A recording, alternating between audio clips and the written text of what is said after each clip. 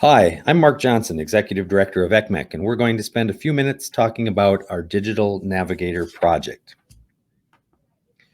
ECMECC is a joint powers educational cooperative owned and operated by 14 public school districts and one comprehensive technical and community college in East Central Minnesota.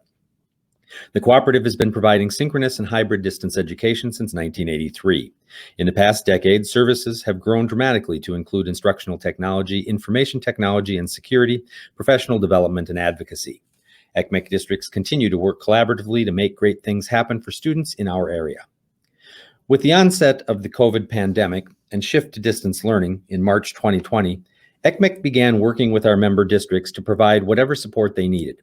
We discovered quickly that districts needed good data on internet and device access, so we commissioned a survey to use across all of our districts to gather that information. Through the survey, we discovered that approximately 6% of our students had no internet service at all. Nearly 10% did not have a device for distance learning.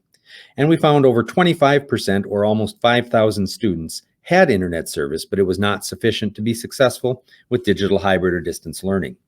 Based on this information, we continued to provide information to our districts on area service providers, discount programs that they were offering, contact information, and resources related to distance learning. Understanding that the 2020-2021 school year was likely to involve some form of hybrid or distance learning, we worked with our districts to plan for the lack of access and devices that we knew would be a barrier to success. We learned of the Digital Navigator idea being developed through the National Digital Inclusion Alliance and found that it aligned well with many identified needs that our families and students had as they worked through distance learning in the spring.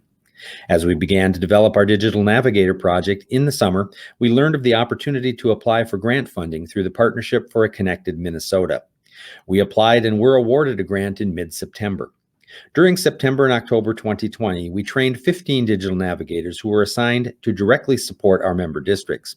Most of them were existing school employees who were pairing extra off-hours duties with their current work in the school district. Through a partnership with the East Central Regional Library, we also trained 19 library personnel. The navigators were introduced to many resources, including provider maps, data on existing service providers and services that they offered, opportunities for low-income families, and much more.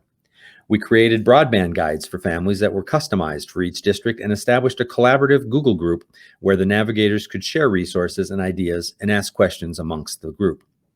The navigators have become the single or main point of contact in their respective districts for families and students who are experiencing difficulty with digital distance learning. They work closely with school technology personnel and receive referrals from building administrators, counselors, and staff. The navigators reach out to these identified families through phone, email, text, and other means to offer assistance with obtaining broadband service and refer them to other appropriate school or community resources when and if they identify other needs, such as food or housing insecurity, language barriers, or mental health issues. Our project also contracts with an area technology support vendor to help families with technical issues and has purchased hotspots and/or devices for some districts to satisfy identified needs that the district does not have the funds to address. Through a partnership with East Central Regional Library, library personnel are available to provide navigator services to families as well as the broader community. Many of the library locations have open hours where students can go to the library location to access devices and broadband in a safe and controlled environment. The library also provides hotspots that can be temporarily checked out to test different providers, as sometimes a provider that works in most locations in the district does not work for everyone. It is not surprising that the largest challenge in our area moving forward is a lack of high-speed broadband access. As can be seen on the map from the Minnesota Office of Broadband Development, large portions of the counties ECMECC serves are unserved by any wired broadband services that meet Minnesota's modest 2022 broadband speed goals. The low population density and geography of our area contribute to a poor business case for many providers to bring high-speed services to us, and wireless and cellular service can be spotty and slow. Hotspots are not always the answer, as many households are far from the nearest cell tower, and while phone calls might be possible, the data capabilities degrade rapidly according to distance from the towers. Additionally, these alternate types of broadband service, including fixed wireless, cellular, and satellite, are often cost prohibitive for many of our families. ECMECC instructional technology specialist John Larson interviewed some of our digital navigators to provide their perspectives. What is your district's greatest success story for 2020? It would definitely be seeing the entire district coming together to implement plans in such a moment's notice, and just being able to be creative and resourceful with such little to work with, which has allowed us to really reach those in dire need of assistance, whether it's internet or devices. Well, first of all, I think it's just a huge success that our district has made internet support a priority for this school year for all students. Our district invested in enough devices and hotspots so that all students are able to fully participate, whether they're in hybrid learning or distance learning. And that includes those that are quarantining. That was something that we really didn't see, as the digital navigator. I didn't realize that that was going to be such a high need with so many students out for 2 to 3 weeks at a time. A lot of those students, they don't have devices at home or they don't have internet at home. So we made those available during that time so that they didn't fall behind and that they could keep up with their peers for when they did return. What strategies have worked well and why? I want to reference we surveyed our stakeholders, and in a couple of cases, we've sent out high stakes questionnaires, and we didn't want to leave it to chance that an email ended up in the spam or overlooked or what have you. So we've actually gotten teams of support staff to reach out and make the phone calls to catch a parent, to catch a guardian, and get that information collected. So there's no voice that is left unheard on some of our communications and our questionnaires, because we want to make sure that everyone has a voice when we're making decisions. And that has been just huge. So that was our biggest one. Well, this has definitely been a team effort between our teachers, our tech coordinator, our administrators, our counselors have been really involved in this, and just any other staff members. They're just paying really close attention to students that are struggling with their homework, or just noticing if they've got poor internet connections and aren't able to fully participate. And we've just made it known to all the teachers of, what's the process look like if a student needs help. So they know that they need to come to me as the digital navigator, because we have this plan in place.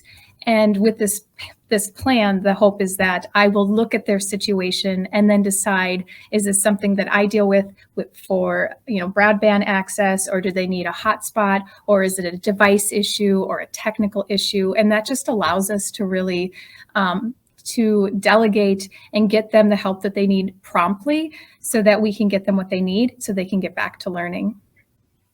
Which adaptations your district has made in response to the pandemic do you believe will remain after this whole crisis is over? Definitely our fully online school aspect that we implemented. The world can be very, very unpredictable, as I'm sure we've seen.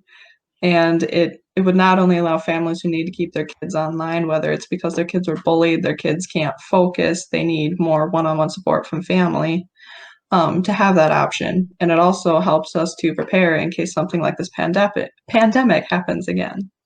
Teachers have become much more comfortable with video conferencing, and I think parents have too, which provides many more opportunities for communicating virtually. So when meeting in person is not an option, we now have this option to reach out to so many more parents because we have these video conferencing tools like Google Meet and Zoom. And so I think that that's something that'll stick around for a while. Any other comments or thoughts about the program and how it's impacted your community? I would have to say it's actually been a really great experience, not just for me, but for the families, because as many as have come to me wondering what they could do if it wasn't for this digital navigator program, then I'm not sure how it would reach them. I was able to get quite a few people Midco, which I don't think we would have talked about had it not been for this. So to be able to have this resource has definitely been a great help for families, and I'm sure it's been a great relief during this pandemic. I would hope that this role does not go away down the road, because we need to have that sort of position so that when people, no matter if we're in school full-time, in-person learning, post-pandemic, and they need to know who that person is so that they can find out how to navigate the troubles that they're having with their technology.